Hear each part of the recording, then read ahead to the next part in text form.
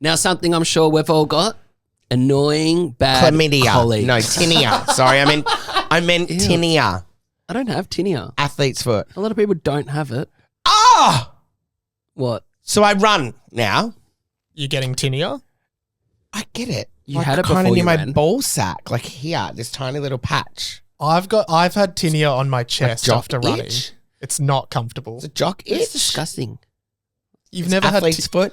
This is what us athletes go through, Luke. You wouldn't know. Get skins or something. Run with. What have I asked you? What? My selfish youngest brother?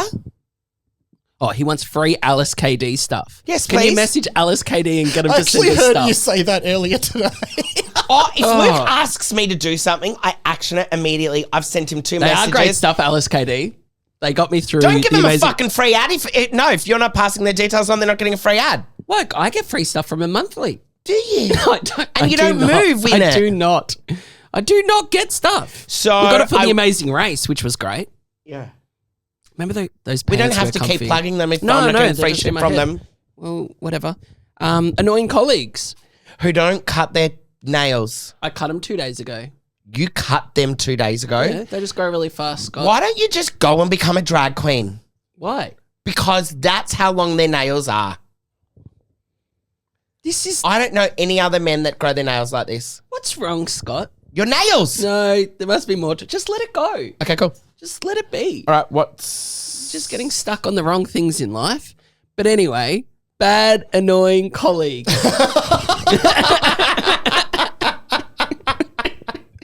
My point taken. Have you had a terrible colleague, Scott? Multiple. Do you know what the worst? I reckon the worst one was this guy, and he would listen to this show, so I need to be really careful. Do you know I had a manager that punched me once who was found on Grindr later on? Older man. Oh, I know who that is. Yes, you do. And you were in a relationship with him that was like, you wanted to impress him, because if you're on his good side, it was going to be a really good night. And this is when you did overnight shifts, right? But if he came in angry or if you pissed him off, he just was, his temper was unbelievable. And one night, like, I just can't believe this shit happened. One night he goes, fucking move. He went like that and punched me. And I just remember going like, oh my God, I just got punched by our manager, right? Like in the bar. He used to get really aggressive out of nowhere, didn't Didn't he? And then we found out years later he was on Grindr. And it's called internal homophobia.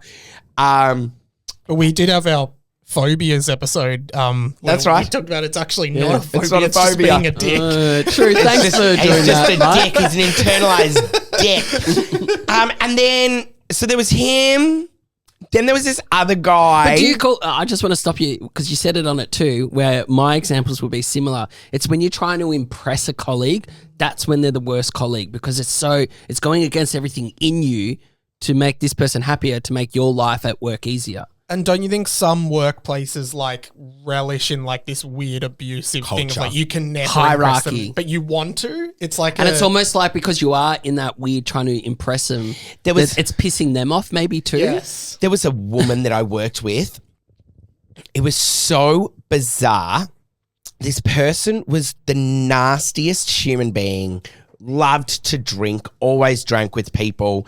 Clients tried to impress her because they wanted to make sure everyone tried to make sure you were on her good side all the time, right? And it was like, she was like the clique, like the cool person of the company and of all the clients. So everyone always tried to make her like them versus do a really good job.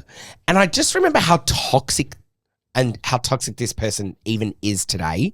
And they just there's so much that I would love to say about them, but they don't deserve the airtime. Like I hate them. And all of the pain and misery that I know they have in their life is karma. And people bring it to me often. Wow. And they're still a drunk and they're still annoying and clients are still saying the same stuff about them, which is nice to hear. What I was getting at earlier with my story, it was when Scott and I had the opportunity to move away from our full-time jobs. But I did it in a way that it wasn't just from full-time to giving it It's up. staggered, So I dropped down yeah. to casual. Yeah, I went to 3 days. That's So what it was the worst. during that casual period where I never really had to fight the hierarchy of the workplace anymore. I didn't have to push for a higher role.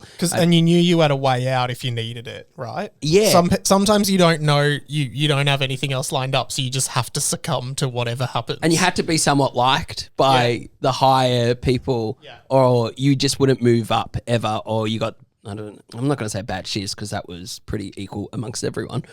But when I dropped down to casual, I no longer had to impress these people. So higher up people that used to kind of take advantage of a junior staff member being like, no, you go clean the room again. You clean the room after every patient. I'm going to now do, I don't know, the work after the scan on the computer so they didn't have to move. And you just would always let that be. But once I dropped to casual, I was calling that out. I was like, no, I cleaned the last one. You have to go clean it now. I'm not cleaning it. I was like, this is why no one likes working with you, because you never get off your ass to clean. And they're like, you can't speak like that. I'm like, how about we go to HR or the managers and say how you never clean the rooms? And then they would just freak out. But in doing that, I feel made so many more people like you. It was really odd. You got their respect by setting boundaries for yourself, which I never had that opportunity to do that before. That's an interesting lesson. That like setting boundaries is just like, it's actually more beneficial. Yeah. Because it's so really easy to just lay down and let people tell you what you have to do and just you do it. Yeah. Right? Yeah, we didn't really work necessarily. I don't come from that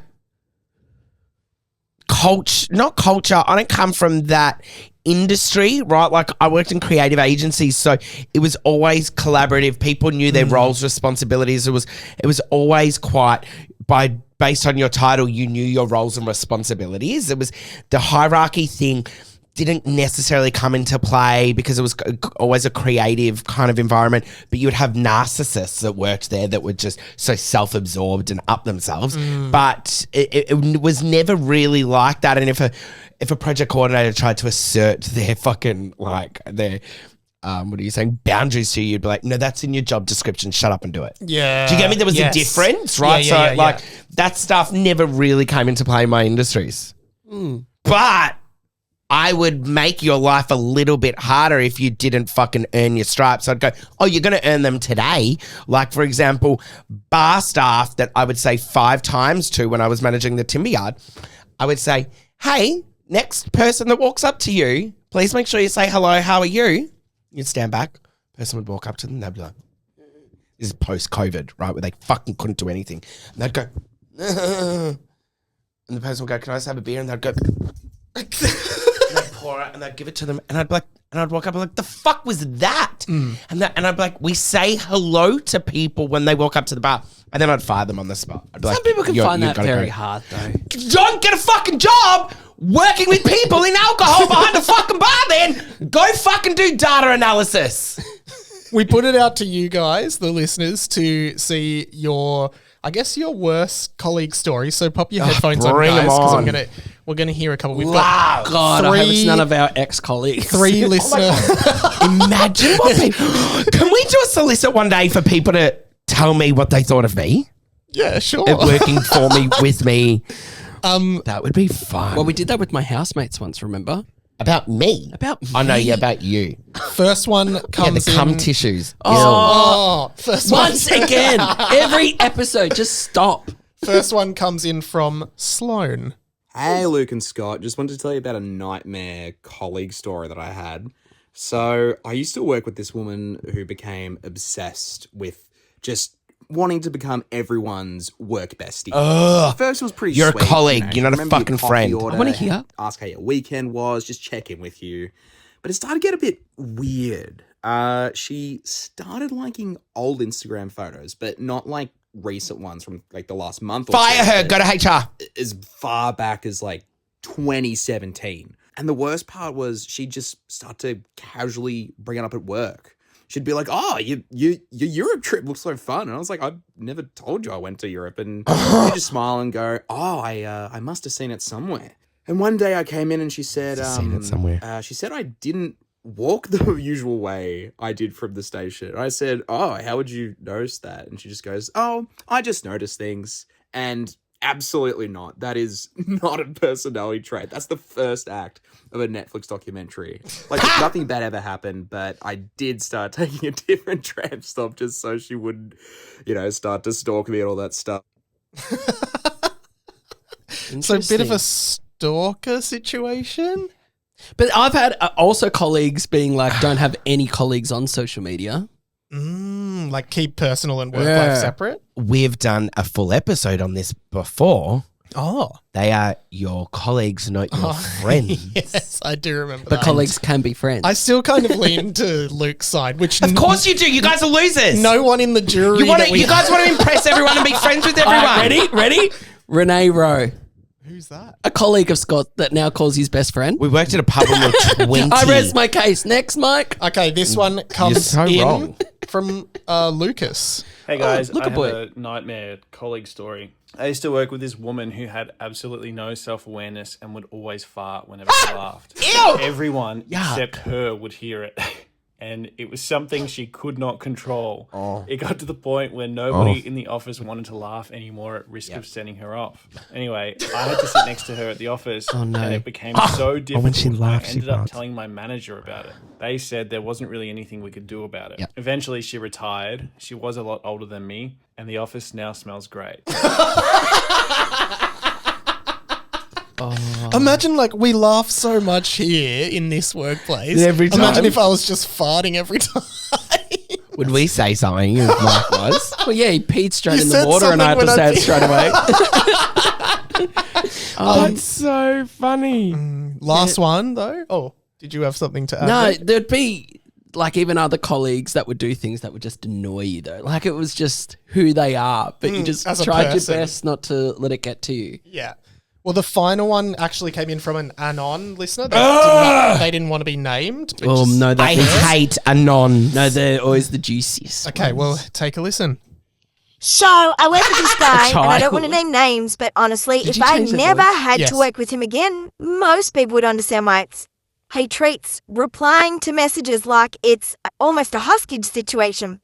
Sometimes he'll reply in 30 seconds. It's like not even Sometimes any examples, 3 though. business days later, with no excuse or reasoning. He saw it. He just decided he couldn't be bothered until it suited him. Every idea anyone else has starts with him saying no. It's never, that's interesting.